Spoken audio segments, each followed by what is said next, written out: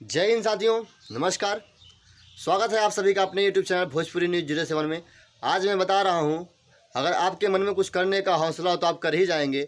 एक बार अपने दिल की बात आप मान ही जाइए। तो बताने वाला हूं ऐसे ही नीलकमल सिंह का गाना जो बचपन से गायकी करते हैं, उनके गाने पे बवाल मच गया है।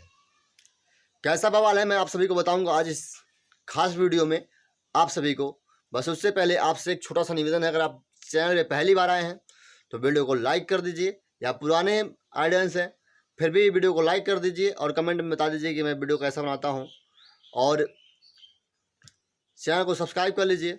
मैं बताऊंगा उस गाने पे हरे मुँह हम पे डाल के लहरिया लूटा ये राजा, जो शिल्पी राज जो भोजपुरी की बेहतरीन सिंगर हैं, और उनके साथ में एक बेहतरीन सिंगर, बेहतरीन कमाल के आवाज़ वाले और आवाज़ के बादशाह, आवाज़ के जादूगर नीलकमल सिंह बहुत बढ़िया गाए हैं उस गाने को। मुहावा पे डाली के चादरिया लहरिया लूटा ये राजा। इस गाने पे इतना ज़्यादा बवाल मचा हुआ है, इतना ज़्यादा बवाल कि मैं आप लोगों को बताऊं क्या, दिमाग हिल जाता है देख कर। अरे खुशी से उस गाने पे इतना व्यू आ रहा है, इतना ज़्यादा व्यू आ रहा है।